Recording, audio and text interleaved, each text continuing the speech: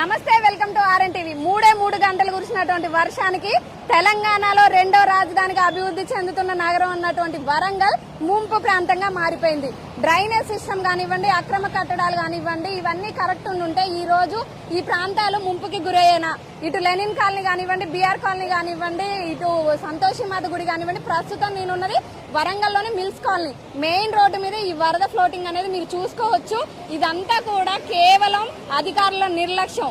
ఎవరైతే city planar కానివ్వండి, municipality వాళ్ళు కానివ్వండి, కరెక్ట్ వీళ్ళు సిస్టమేటిక్ గా వీళ్ళు పర్మిషన్స్ ఇచ్చి ఉంటే ఈ పరిస్థితి వచ్చేదా? ఉన్నతాధికారుల దృష్టికి ఇప్పటికైనా వెళ్ళేనా? ఇంత ఇబ్బంది పడుతున్నారు. కేవలం మూడు గంటలు కురిసినటువంటి వర్షానికి ఈ రోజు నీళ్ళన్నీ కూడా ఇంత రోడ్డు మీదకి, కాలనీలోకి, షాప్స్ లోకి రావడం జరిగింది. ఇక్కడ మనం చూసుకోవచ్చు. మనకు చెప్పిన సమాచారం ప్రకారం ఈ షాప్స్ యజమానులు అయితే 8 లక్షల పైన సామాన్లు ఉన్నాయి. అవన్నీ కూడా నష్టపోయినట్టే. కేవలం బయటికి తీసుకెళ్లే పరిస్థితి కూడా లేదు.